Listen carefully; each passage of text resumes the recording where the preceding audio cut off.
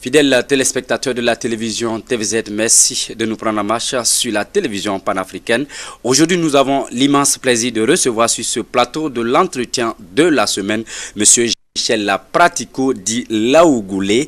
Il est le trésorier de l'association Bola. Attendez par là, mesdames et messieurs, Burkina Ouverture, lien d'amitié. C'est ça, voilà. Burkina Ouverture, lien d'amitié. Alors, il est également le président de GEPETO International, une organisation, mesdames et messieurs. Et aujourd'hui, nous allons discuter autour de ces deux organisations. Monsieur Jean-Michel Pratico, bonsoir. Bonsoir. Voilà. Qu'est-ce que ça vous fait de nous rendre visite ici? Je suis très content de découvrir cette radio que je ne connaissais pas et après là, nous avons discuté quand nous avons fait les présentations et vraiment vous avez une audience nationale qui est importante. Je suis surpris de façon agréable. En tout cas, merci de me recevoir. Ok. Alors, vous êtes le trésorier donc, de l'association Bola. Déjà, avant d'entrer dans le vif du sujet pour comprendre comment est-ce que cette organisation est née, cette association est née et les activités que vous menez, ça fait combien de temps que vous venez au Burkina Faso? Alors moi, ça fait bientôt 26 ans que je viens au Burkina de façon régulière. Je vais rencontrer le Burkina déjà en 87 à l'occasion d'une visite de courtoisie à un ami qui travaille ici. Et je viens régulièrement donc, dans le pays depuis 92. Je suis tombé amoureux du Burkina de façon presque un coup de foudre pour ce pays depuis tant d'années et je viens régulièrement. J'ai rencontré le village de Biba donc, pour lequel nous intervenons au niveau de l'association Bola. En mars 92, c'était un coup de foudre réciproque, je le dis. Et depuis, nous avons fait beaucoup de projets, notamment un en particulier qui nous retient aujourd'hui. Okay. Alors, l'association Bola, comment est née l'idée déjà de mettre en place cette organisation, cette association? C'est suite aux différentes rencontres que j'ai eues avec le village et d'autres amis, qui est venue cette envie de créer une association pour aider le village, qui, bien sûr, comme tous les villages du Burkina Faso, sont habités par des gens qui sont travailleurs, qui sont persévérants, mais qui manquent un peu de moyens, ça on le reconnaît. Voilà, donc on est parti sur une relation de travail, de partenariat, dans un respect réciproque, chacun respectant la culture de l'autre. Je crois que c'est important nous sommes partenaires et nous ne sommes pas dans l'accompagnement humanitaire comme on peut le dire. Vraiment, je suis vraiment pour le partenariat avec les gens, une vraie coopération. Alors, en quelle année votre organisation est née et depuis lors, quelles sont les activités que vous avez pu mener donc, pour les populations donc, du village? Alors, l'association est née, Bola est née en décembre 2001. Alors, si vous comptez, on n'est pas à 26 ans, mais auparavant, j'avais créé une autre association quand j'étais dans une autre ville ailleurs que Montpellier, association qui s'est arrêtée, mais j'ai repris le flambeau rapidement dans la foulée. Donc, on a initié, effectivement, on a pu en son temps électrifier l'école du village, le dispensaire qui maintenant est électrifié par le courant. Nous avons creusé des puits, nous avons favorisé l'extension du jardin maraîcher. Quand nous sommes arrivés au village, le jardin faisait 5000 m². Maintenant, il a triplé, donc 1,6 hectare en 15 ans, ce qui est quand même qui est fabuleux. On peut quand même ici féliciter les villageoises et les villageois qui ont vraiment travaillé dans l'essor de ce jardin. Et surtout les femmes qui sont des travailleuses devant l'éternel, et vraiment il faut les saluer. Ok. Alors, votre public cible, ce sont les femmes. Pourquoi vous avez choisi d'accompagner les femmes? Parce que depuis le temps que je vais au village, je m'aperçois que ce sont elles souvent qui sont les plus travailleuses. Et puis d'ailleurs, la femme porte l'humanité, on le sait, on ne va pas se le cacher. Et le jardin maraîcher déjà existait un peu avant notre arrivée, et c'était que les femmes qui faisaient. Donc on les a accompagnées en favorisant l'irrigation, en stimulant, motivant pourquoi il fallait manger davantage de légumes. Donc ça permet aussi, cette activité permet quand même de générer des petits revenus. Donc grâce à ça, les familles s'alimentent mieux. Grâce à ça, les familles envoient plus facilement leurs enfants à l'école, peuvent les soigner plus facilement. Et voilà, donc ça a été, en même temps, on a une diversification alimentaire qui s'est créée. Donc on a des enfants mieux nourris. En 25 ans, j'ai pu voir la différence entre les enfants avec le gros ventre quand nous sommes arrivés la première fois, et maintenant qui sont nettement mieux nourris. Et il faut saluer vraiment le travail qui a été fait par les bibalais dans leur développement. Okay. Alors, vous ciblez les femmes, vous les accompagnez concrètement, comment ça se fait? L'accompagnement, ce sont des formations, ou du moins il y a des accompagnements au niveau financier? Voilà, alors actuellement nous sommes sur un projet, nous avons mis en place un projet qui a commencé il y a plusieurs mois, sur la formation des femmes qui n'ont pas encore trop formé, et surtout perfectionnement en technique maraîchère, afin de pouvoir diversifier les cultures et favoriser à terme la diffusion des produits pour augmenter la rentabilité, parce que c'est de ça aussi qu'il s'agit. Donc nous avons monté ce projet, un projet qui est fait sur 3 ans, où nous allons donc former plusieurs groupes de femmes de Biba, et en même temps, il est prévu de surcreuser des puits qui tarissent très rapidement. Voilà. Donc nous cherchons des financements, nous sommes accompagnés dans ce projet par la région Occitanie, ils nous soutiennent financièrement au niveau de ce projet. La région Occitanie, c'est la région qui est grosso modo, le grand sud-ouest de la France. Voilà, donc du coup, on les remercie ici, même s'ils ne m'entendent pas, on est loin, mais... Ok. En termes de formation, aujourd'hui, vous accompagnez combien de femmes en termes de formation? Vous les accompagnez au niveau financier? C'est ce que j'ai cru entendre. Comment ça se passe? Alors, nous travaillons par l'intermédiaire d'une société qui est à Ouagadougou, dont le directeur est Nemawa Banao, que je salue ici. La société, c'est le CEFRAP, spécialisé dans la formation agro-pastorale depuis très longtemps. Et donc les femmes sont... le formateur va au village, réunit un groupe de 30 femmes, et pendant 3-4 jours, les formations se passent. Donc on leur montre comment on pique, on repique. On explique surtout pourquoi il faut changer de culture sur le même terrain, voilà, de méthode, pour une meilleure productivité de chaque culture. Okay. Et nous passons donc, par une société vraiment locale, vraiment au Burkinabé. C'est le but, vraiment faire travailler les Burkinabés et non pas des gens de chez nous. Ok. Alors, généralement, dans les coopérations, ceux qui nous regardent, qui nous suivent, vont se poser la question, est-ce que ces femmes-là sont accompagnées financièrement pour leur activité au niveau du groupe? Du moins, l'accompagnement que toutes les activités de l'association sont essentiellement basées sur les formations et puis le suivi de tout ce qui est output des formations. C'est nous qui accompagnons financièrement la formation par cette société, mais en même temps, les femmes, elles participent aussi, le village participe aussi à cette prise en charge. Une participation qui est, bien sûr, qui peut être modeste, mais on montre bien la volonté d'un vrai partenariat, c'est important. Après, on ne donne pas, nous, de l'argent aux gens, c'est vraiment, on finance, nous, l'opérateur, même quand on a creusé des puits, on finance directement l'entrepreneur, mais on ne donne pas de l'argent directement aux gens. Ok.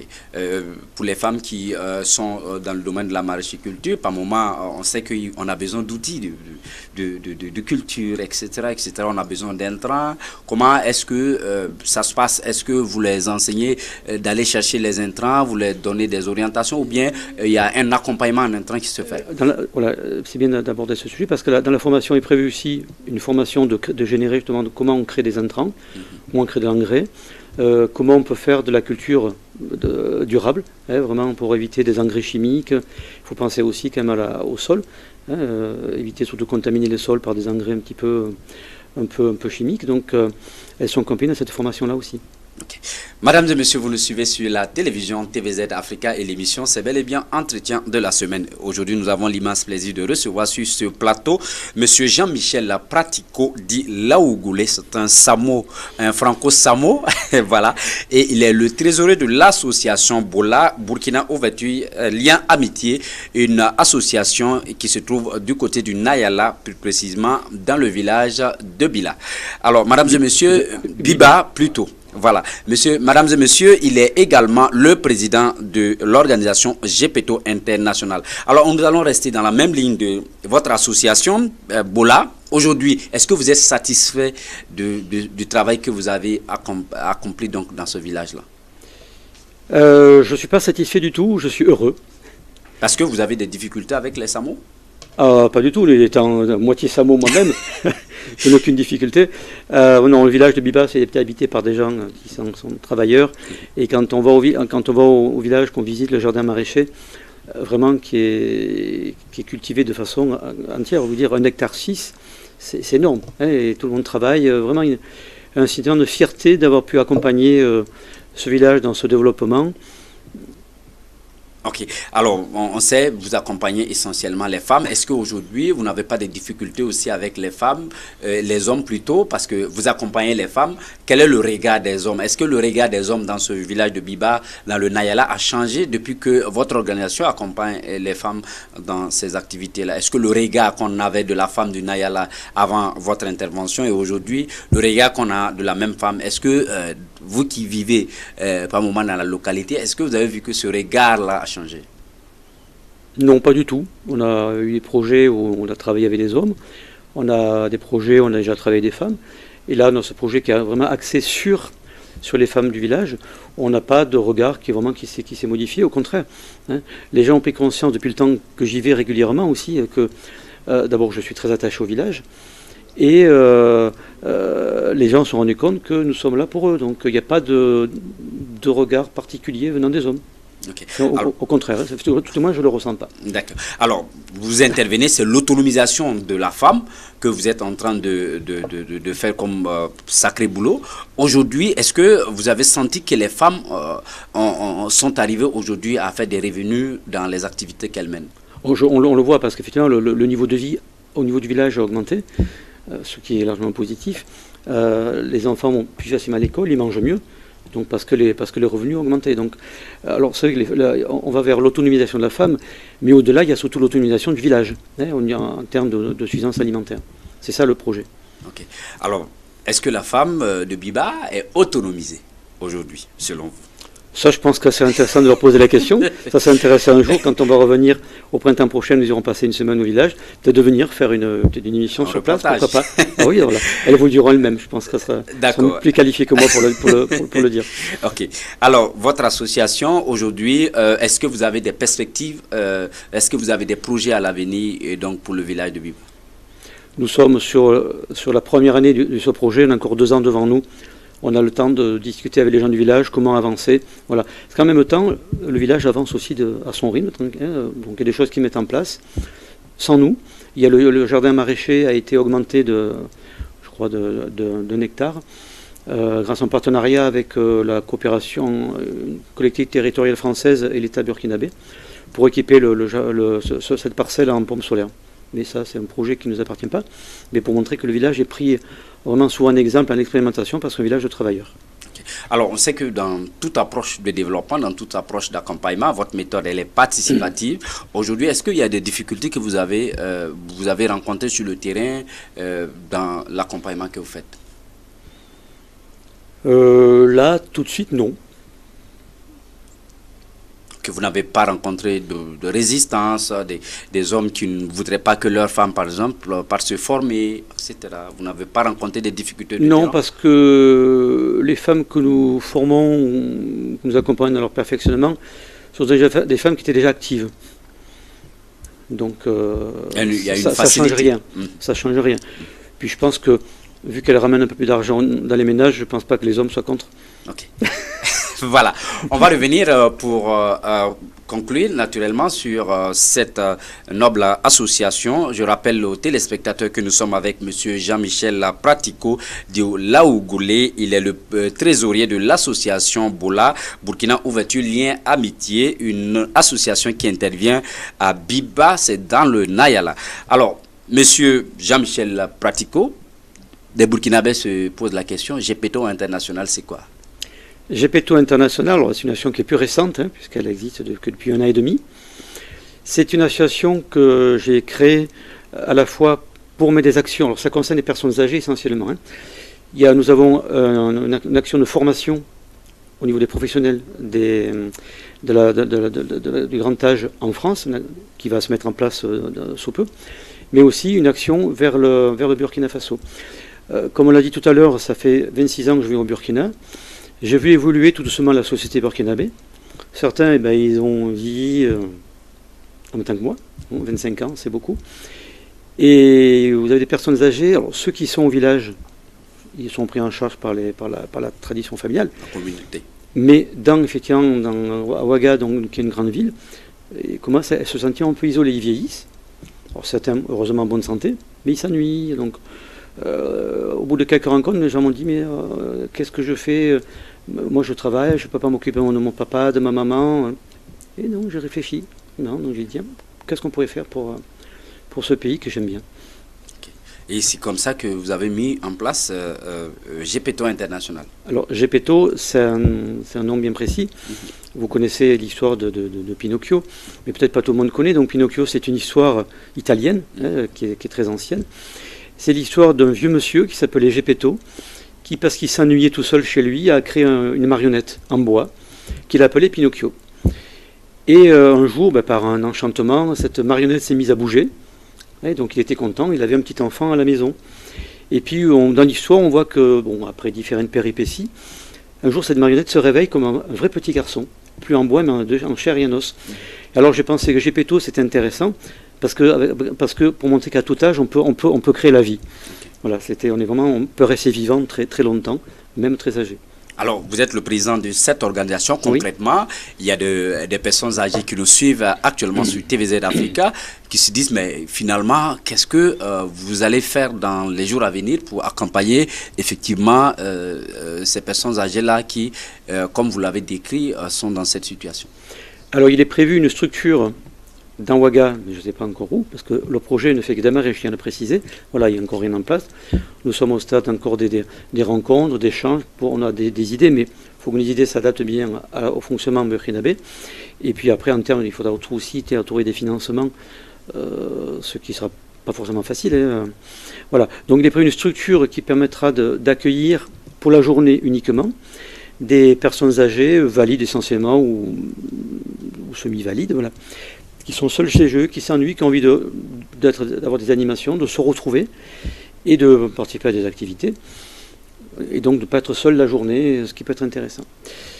Nous allons profiter du moment où les gens seront la journée sur place pour faire un dépistage de la fragilité. Vous savez qu'à partir d'un certain âge, et j'en sais quelque chose parce que je commence aussi à...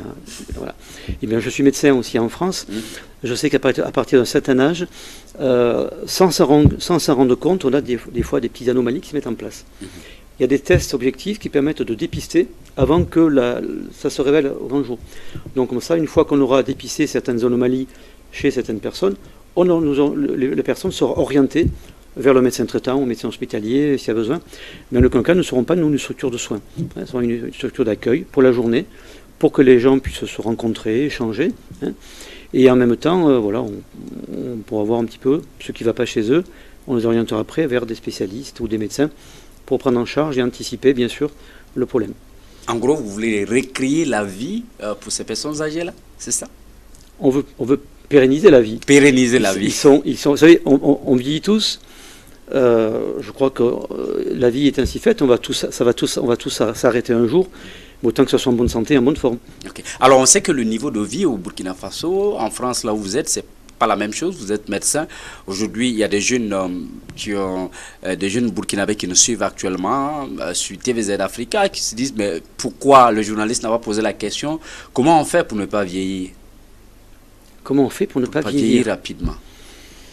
Je crois que faut manger sainement, il ne faut pas trop boire de flag, avoir une activité.